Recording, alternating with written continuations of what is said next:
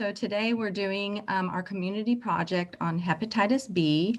Myself, Danielle, Jessica, Marquis, and Guillermo have all helped in the effort to bring awareness to hepatitis B.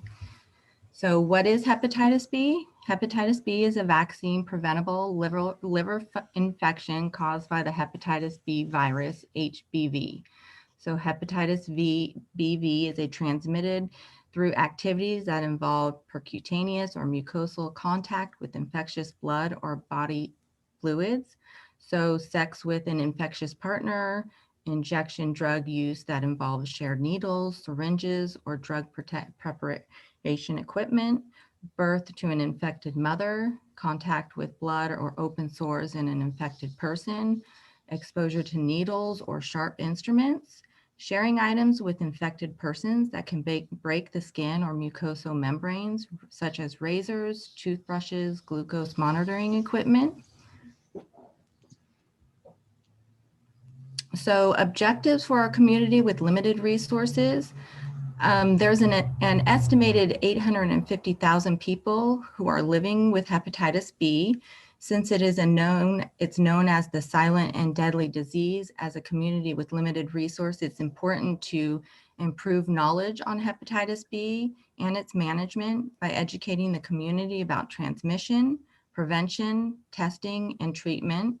It's also important to improve access to screening of hepatitis B, as well as providing access to treatment for hepatitis B and making sure that you connect with individuals to community resources.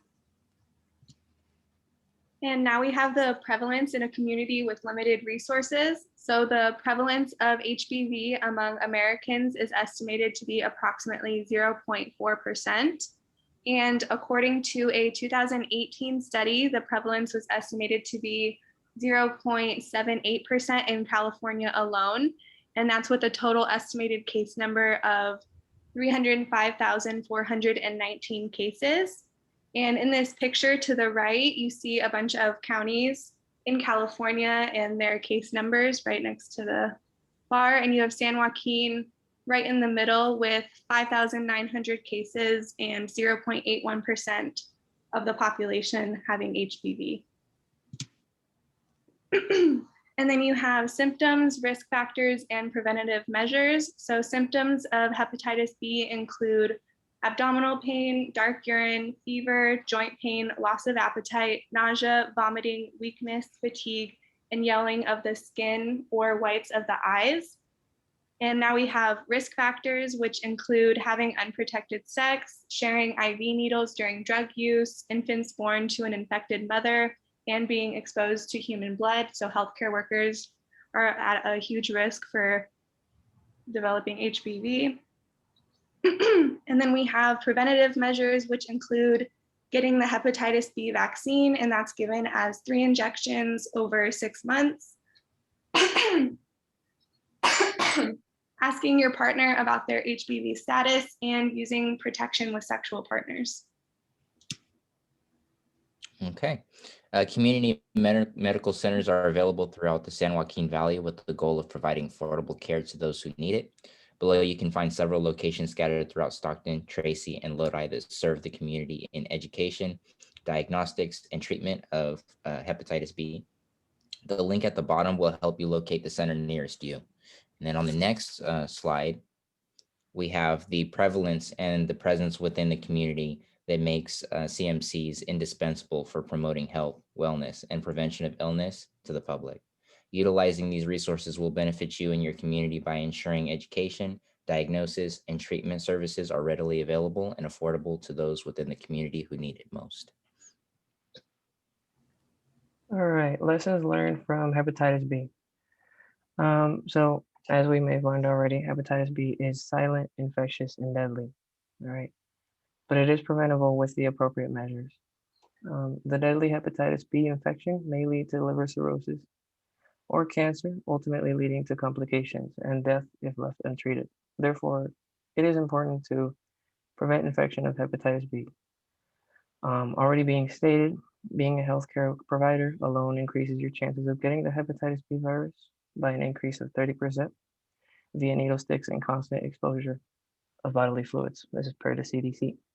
Using condoms, getting routinely screened for Hep B, being open to a conversation with your sexual partner about any diseases if not being screened before participating in any type of sexual activity, not sharing dirty needles, and most importantly, getting vaccinated is key to, if you want to go back to that last slide, Sorry. is key to preventing the dangerously infectious disease.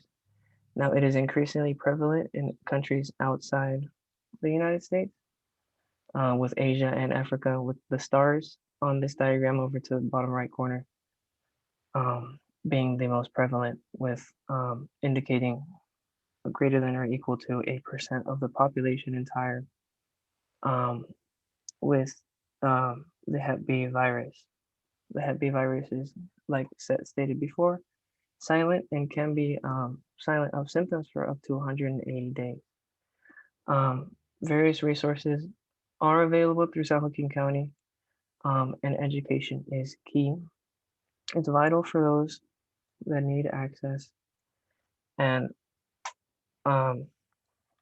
essentially need to have access to knowledge, care, and guidance to resources. Here in San Joaquin County, as stated prior, we have over 20 and 22 to be exact, community medical centers which may provide affordable, low cost, and readily available hepatitis testing, prevention, transmission, education, and treatment options for the communities that it serves. With San Joaquin County being a diverse county that it might be, the largest ethnic groups here are number one, white non-Hispanic with 31%, white Hispanic with 27%, Asian non-Hispanic with 15%, going forward with +2 Hispanic and African American making up 15%. Now, what is to come? Here, with a meeting with the World Health Organization and U.S.